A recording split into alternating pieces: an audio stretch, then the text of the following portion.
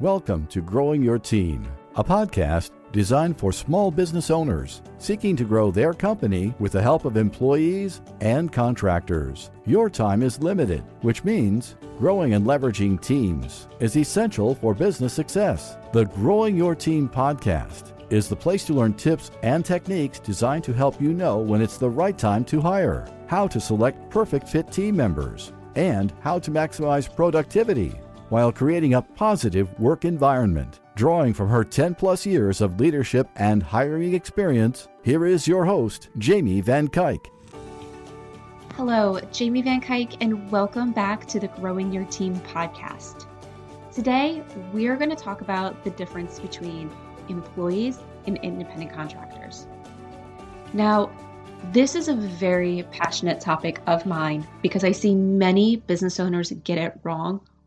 There's so much wrong information out there, and there's so many people telling others to do things incorrectly because they lack the right information themselves.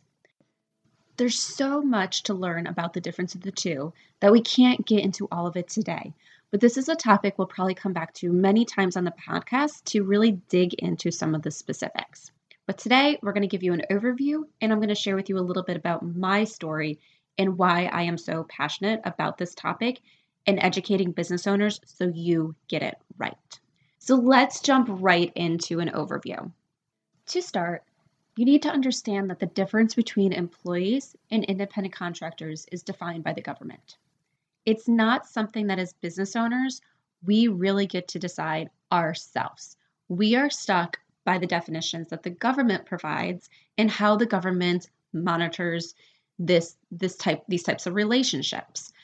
The biggest players in the government that define the relationship are the IRS, they are the number one, and then the EEOC.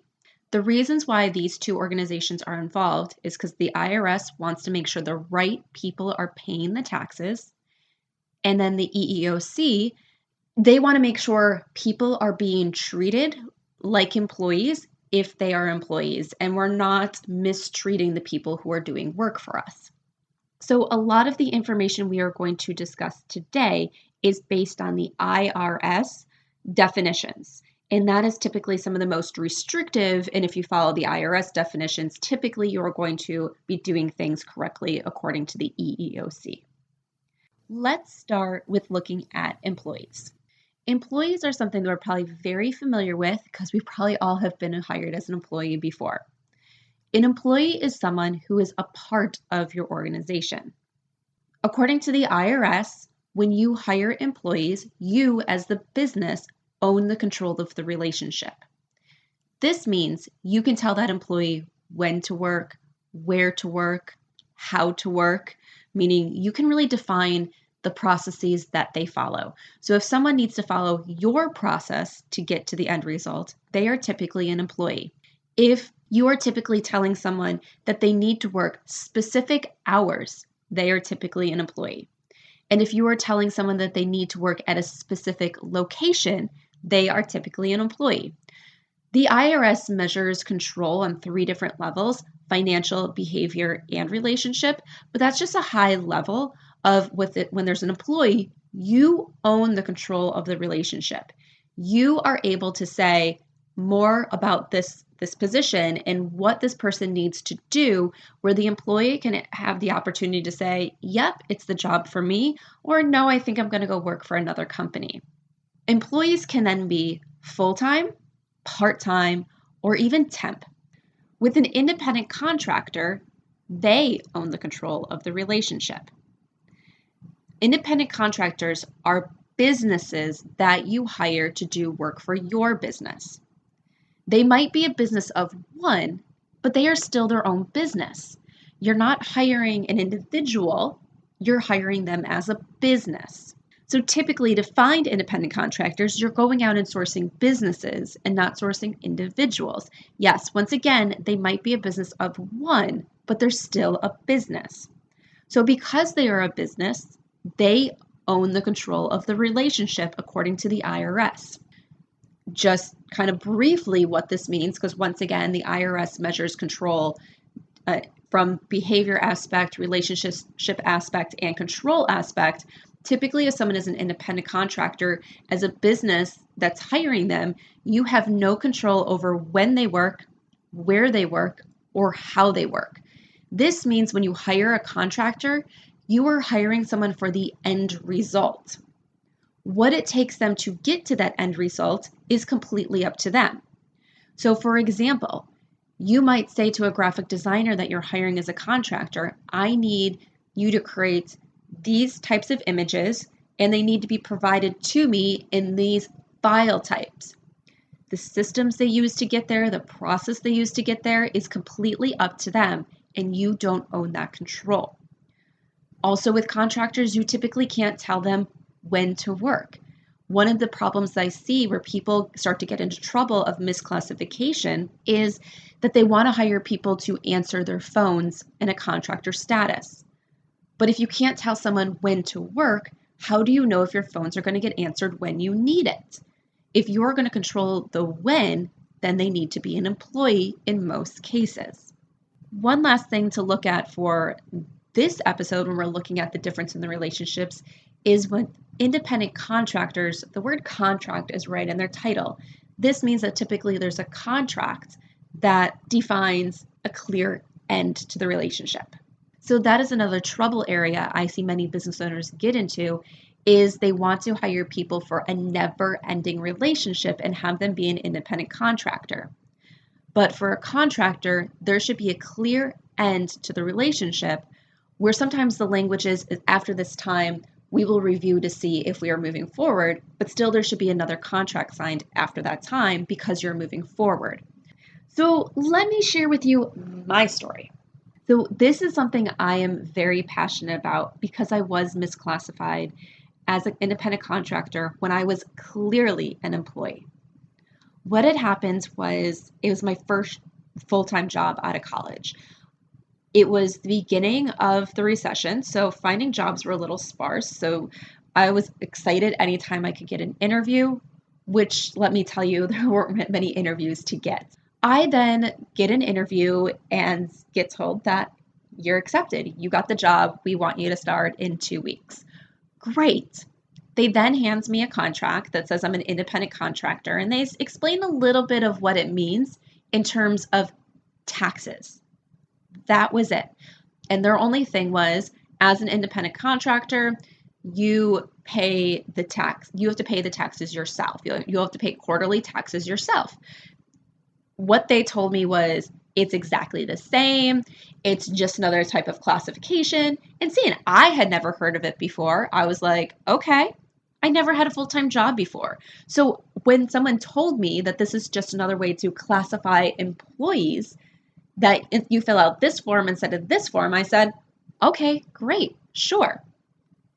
About a year later, because I started in March, I was doing my taxes with a family member, and that family member said, why are you an independent contractor? That means you're a business owner, not an employee. So why do they have you classified as an independent contractor? And I was like, well, I don't know. This is what they told me. They're like, well, they're pretty much taking advantage of you because they are making you pay some of the taxes that they should be responsible for taking, and then you're not getting any of the benefits of being a business owner yourself, of being an independent contractor and having that control of the relationship. So I had a decision to make at that point in time. I could stand up for myself and tell them, hey, I'm an employee. You need to start paying my taxes and everything moving forward. Or if you're going to have me as an independent contractor, this is the way our relationship's going to look moving forward. Or I could just keep my mouth shut and be thankful that I had a job, because at this point, we are still in the middle of the recession and there's not very many jobs available. So I decided keeping my mouth shut was what I was going to do at that time. And this probably lasted for about maybe 4 more months.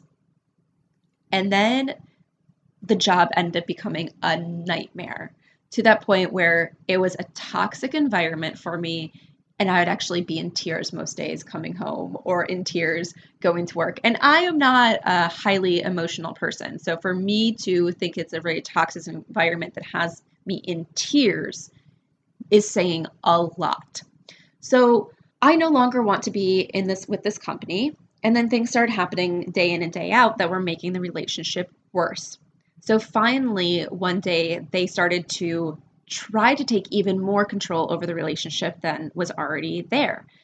And that's when I put my foot down. And that's when I said, no, I am an independent contractor and these are my rights. They decided at that point that we were ending the relationship because they didn't want to treat me like an independent contractor. They wanted to treat me like an employee. However, when I left, they didn't pay me everything that I had earned. So I asked them for this money that they owed me. I asked them for this money that very clearly in the contract we had, they owed me. They wouldn't pay it. So what did I do? I then go and turn them into the IRS for misclassification. While I don't know all the details of what happened to them after that point, I know from doing other research, typically when a company gets turned in for misclassification, they get fined. They have to pay all the back taxes they should have paid. And a lot of times their other positions, if they have other independent contractors, get audited as well to see, are you misclassifying other people? For me and myself, I had to redo my taxes because now the IRS said, yes, you were an employee, not an independent contractor. So those additional payroll taxes that I had to pay as being a business, I no longer had to pay. So that is why I am very passionate about it, because I saw and felt what happens when people are misclassified. I saw and experienced a small business taking advantage of a person because they figured that person didn't know any better. And at first I didn't. It is something that I like to educate people on because I know what happens. I know what can happen because I did the research to a company if they're turned in for doing things wrong. I know what can happen to that person who should have been an employee when they turn things into the IRS or something gets turned into the IRS because they were treated poorly. I know some people will say, well, the person's never going to turn me in. We have a good relationship.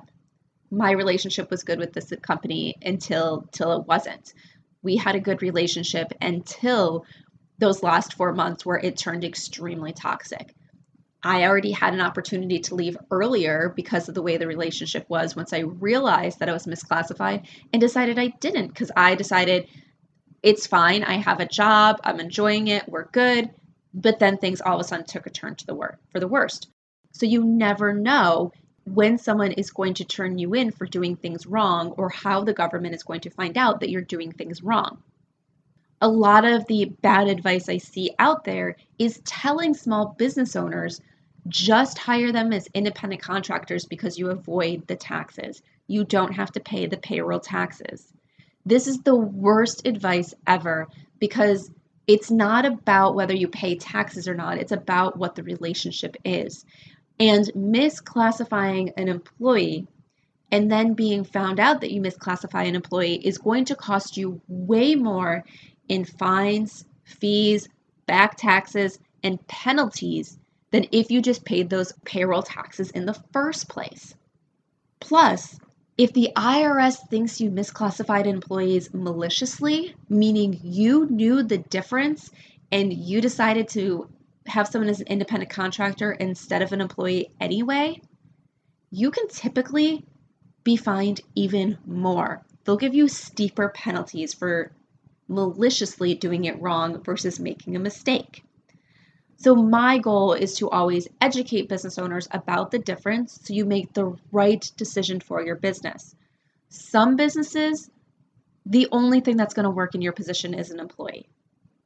Other businesses, you have a choice, but the choice isn't having them sign a contract saying that they're an independent contractor.